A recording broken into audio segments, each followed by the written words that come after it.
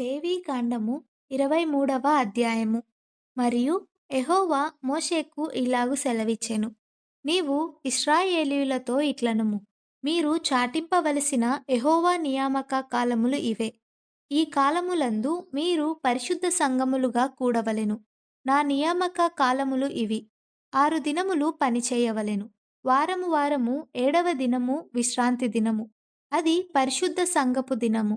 అందులో మీరు ఏ పని అయినను చేయకూడదు. మీ సమస్త నివాసములయందు అది యెహోవా నియమించిన విశ్రాంతి దినము. ఇవి యెహోవా నియామక కాలములు.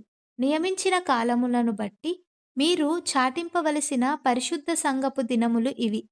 మొదటి నెల 14వ దినమున సాయంకాలమందు యెహోవా పస్కా పండుగ జరుగును.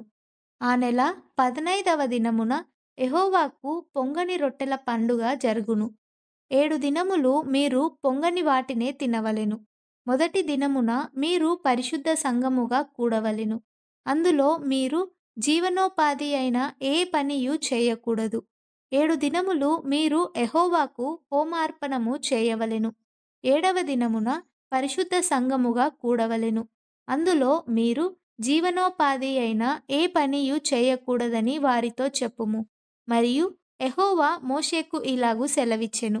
నీవు ఇశ్రాయేలీయులతో ఇట్లనుము, నేను మీకిచ్చుచున్న దేశమునకు మీరు వచ్చి దాని పంటను కోయునప్పుడు మీ మొదటి పంటలో ఒక పనను యాజకుని యొద్దకు తేవలెను. యెహోవా మిమ్మును అంగీకరించునట్లు అతడు యెహోవా సన్నిధిని ఆ పనను అల్లాడింపవలెను. విశ్రాంతి దినమునకు మరుదినమున యాజకుడు దానిని అల్లాడింపవలెను. మీరు ఆ పనను అర్పించు దినమున నిర్దోషమైన ఏడాది పొట్టేలును యెహోవాకు దహనబలిగా అర్పింపవలెను. దాని నైవేద్యము నూనెతో కలిసిన 2/10వ వంతుల గోదుమ పిండి.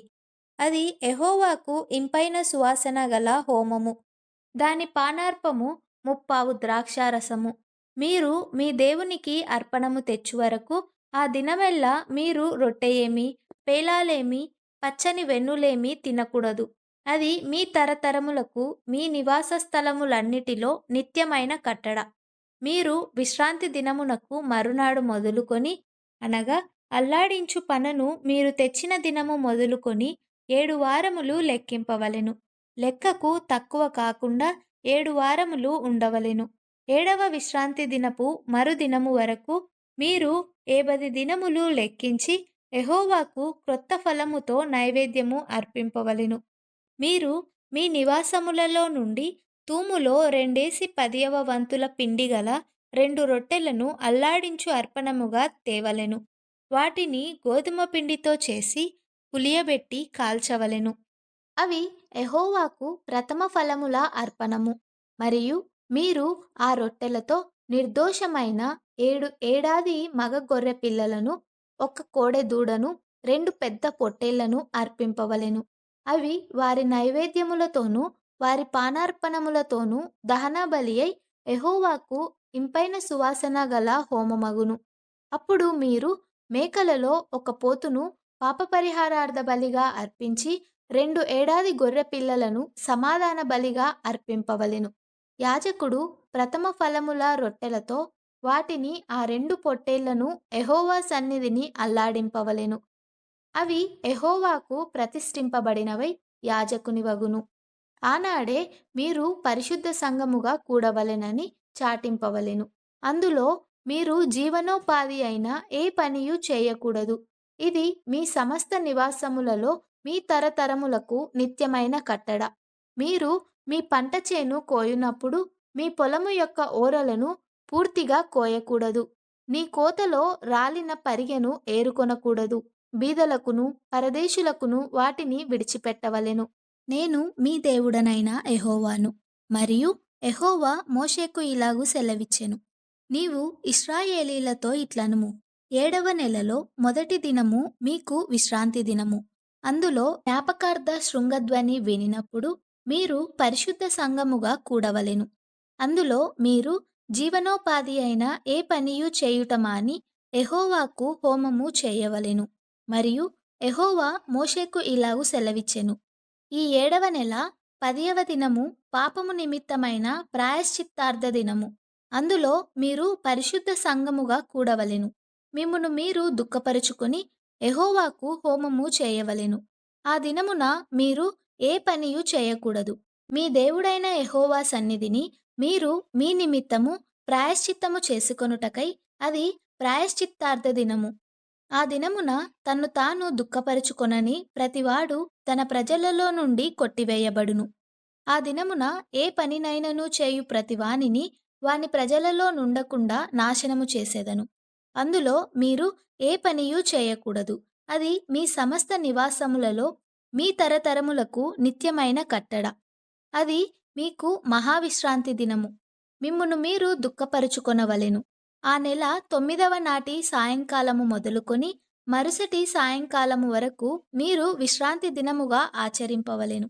మరియు యెహోవా మోషేకు ఇలాగు సెలవిచ్చెను. నీవు ఇశ్రాయేలీయులతో ఇట్లనుము. ఈ 7వ నెల 15వ దినము మొదలుకొని 7 దినముల వరకు యెహోవాకు పర్ణశాలల పండుగను జరపవలెను. వాటిలో మొదటి దినమున మీరు పరిశుద్ధ సంఘముగా కూడవలెను. అందులో మీరు జీవనోపాధి అయిన ఏ పనియు చేయకూడదు. 7 దినములు మీరు యెహోవాకు హోమము చేయవలెను. 8వ దినమున మీరు పరిశుద్ధ సంఘముగా కూడి యెహోవాకు హోమార్పణము చేయవలెను. అది మీకు వ్రత దినముగా ఉండును. అందులో మీరు జీవనోపాధి అయిన ఏ పనియు చేయకూడదు. యెహోవా నియమించిన విశ్రాంతి దినములు కాకయు, మీరు దానములిచ్చు దినములు కాకయు, మీ మ్రొక్కుబడి దినములు కాకయు, మీరు యెహోవాకు స్వేచ్ఛార్పణములనిచ్చు దినములు కాకయు, యెహోవాకు హోమద్రవ్యమునేమి, దహన బలి ద్రవ్యమునేమి, నైవేద్యమునేమి, బలినేమి, పానీయార్పణములనేమి అర్పించుటకై పరిశుద్ధ సంఘపు దినములుగా మీరు చాటింపవలసిన యెహోవా నియామక కాలములు ఇవి. ఏ అర్పణ దినమున ఆ అర్పణమును తీసుకొని రావలెను. అయితే 7వ నెల 15వ దినమున మీరు భూమి పంటను కూర్చుకొనగా 7 దినములు యెహోవాకు పండుగ ఆచరింపవలెను. మొదటి దినము విశ్రాంతి దినము. 8వ దినము విశ్రాంతి దినము.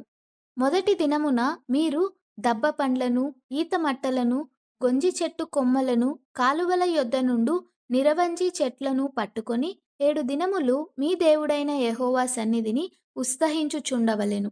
అట్లు మీరు ఏటేటా 7 దినములు యెహోవాకు పండుగగా ఆచరింపవలెను. ఇది మీ తరతరములలో నిత్యమైన కట్టడ. 7వ నెలలో దానిని ఆచరింపవలెను. నేను ఐగుప్తు దేశములో నుండి ఇశ్రాయేలీయులను రప్పించినప్పుడు వారిని పర్ణశాలలో నివసింపజేసితినని మీ జనులు ఎరుగునట్లు 7 దినములు మీరు పర్ణశాలలో నివసింపవలెను. ఇశ్రాయేలీయులలో పుట్టిన వారందరూ పర్ణశాలలలో నివసింపవలెను. నేను మీ దేవుడనైన యెహోవాను. అట్లు మోషే ఇశ్రాయేలీయులకు యెహోవా నియామక కాలములను తెలియజెప్పెను.